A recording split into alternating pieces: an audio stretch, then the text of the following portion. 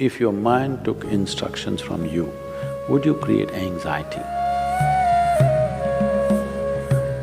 Just do the simple sadhana, all of you. You can't do any other yoga. This much you can do, isn't it?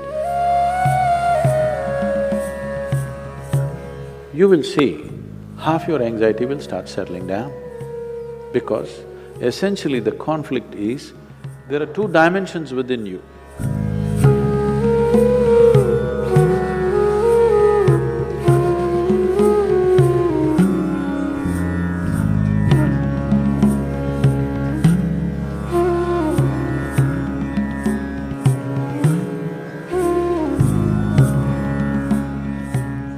If your mind took instructions from you, would you create anxiety? No. So don't look for answers elsewhere, elsewhere, elsewhere. It is just that your own physiology and your psychological patterns not taking instructions from you. So you said so many things, I try, whatever these big words are floating all over California particularly, about surrendering to it, about letting it go, about… Not for one person has such a thing worked, ever. Has it, I'm asking you? You have anxiety, try to let it go. Does it go? Even a damn flu doesn't go. Yes or no? Even a simple cold does not go, you say go, does it go? So, let's not get into this fanciful states of surrendering, these are all words thrown around. Nobody knows what is surrender. Because when it happens, you will not know it has happened. You can't do it, I surrendered. How's that possible? So, leaving those things, essentially, as I said, you have not read the user's manual of how this works. We need to pay attention to this.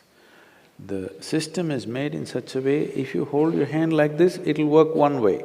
If you do like this, it'll work another way. If you do like that, it'll work another way. It's a phenomenal process. If it was a simple thing, we could have just beaten it into shape with hammer and anvil, okay? It's too sophisticated. It's a phenomenally complex machine. One needs to pay a certain level of attention to be able to use it for what it is designed for. Otherwise, it'll get itself messed up. Now, there may be many factors, there may be genetic factors, there may be sociological factors, there may be growing up issues, various things. But do not ascribe your problems to any of those things. The important thing is just this, you are not able to have your mind the way you want it. That's the only problem you have, isn't it? The moment you ascribe it, I'm like this because my father was like that, I'm like this because my grandfather's genetics were not okay, you're finished. Because we can't change those guys now. Yes? You can't choose a different father or a different grandfather now, it's over.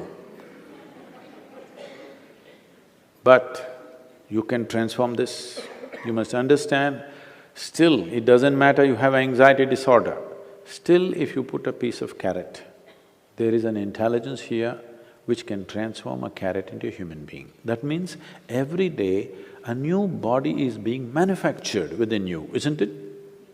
In parts, a new human being is manufactured every day. When the very source of creation is functioning within you and a new human being is constantly being created, if you take little charge of that, you can create an entire new physiological and psychological process. This happened to us some time ago. Last year, we were trekking in Tibet. I was in a tent, I was doing some work and another person was cutting an apple. One of these porcelain knives these days. So the other person around says to this person, "It's a very sharp knife, be careful." It irritates me a bit. I look like this because he's a grown man.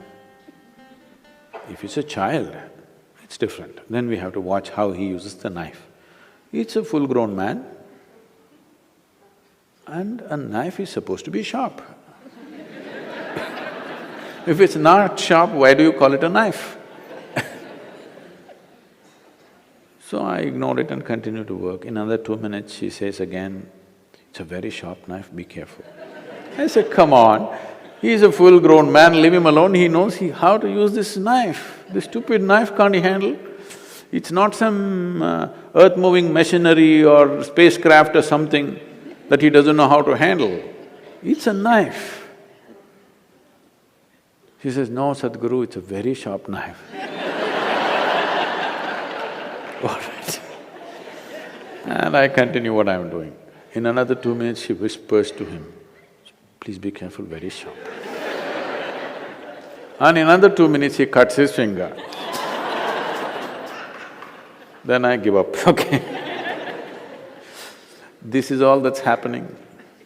This is all that's happening with life. You have an intellect for which you don't have a stable enough platform. Or in other words, you have a sharp knife, a very sharp knife a very sharp knife in your hand, but your hand is not steady. Please see, it's your own mind which is causing all this pain, isn't it? Yes or no?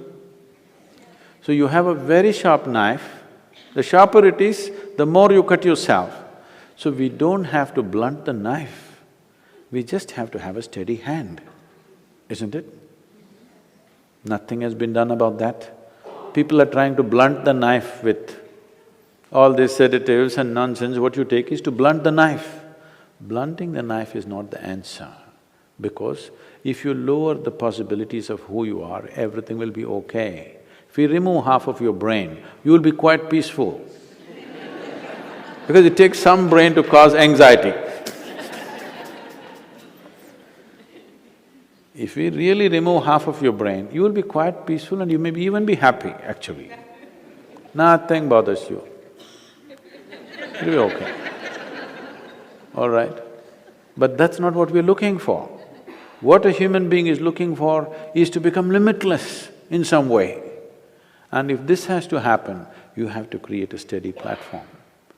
Knife need not be taken away, knife need not be blunted. Only thing is, hand needs to be steadied, isn't it? No process to do that.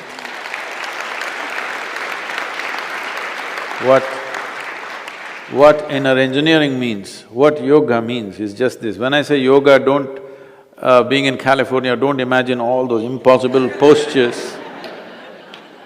Yoga does not mean postures, yoga means union, okay? The word yoga literally means union. This is the first form of union. Your right and left. This is called as Pingala and Ida in yoga, the masculine and the feminine within you. Just put it together, just do the simple sadhana, all of you. If you can't do any other yoga, this much you can do, isn't it? What you do is something that concerns your life. It could be the sun coming up. Sun is coming up. Without sun coming up, you wouldn't exist on this planet, isn't it? The warmth of life is going on within you only because the sun comes up. Without the tree exhaling oxygen and you exhaling carbon dioxide for it and this exchange happening, you wouldn't be alive, isn't it? Like this, look at it, the food that you eat, the sun, the earth that you walk upon, air that you breathe, water that you drink, people who live around you, whatever, you choose anyone.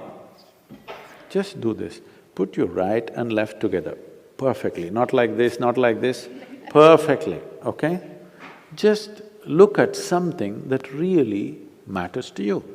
Maybe the sun, maybe the sky, maybe the cloud, maybe a tree, maybe a person, maybe a child, an animal, it doesn't matter what. Just look at it, putting your hands together for 10–12 minutes at a stretch. You will see half your anxiety will start settling down. Because essentially the conflict is, there are two dimensions within you. I don't want to go into an elaborate description of this, because the yogic physiology goes elaborately into this. But to put it simply, even in modern medical science is telling you there's a right brain and a left brain, all right? Just put these two things together. Look at with utmost love and appreciation towards something that matters to you. It could be your wife, it could be your husband, it could be your child, a tree, a dog, sky, sun, moon, whatever. Every one of them are vital for your life, isn't it so? Yes? Whatever you can relate to. Putting these two things together, just look at them with utmost pleasantness that you can generate, recognizing how important they are for you. Many things will change. This is the first form of yoga. If I do this, it'll become difficult. And there are many ways to do namaskar, like this, like that, like that. This is the most simple thing. Start here, okay.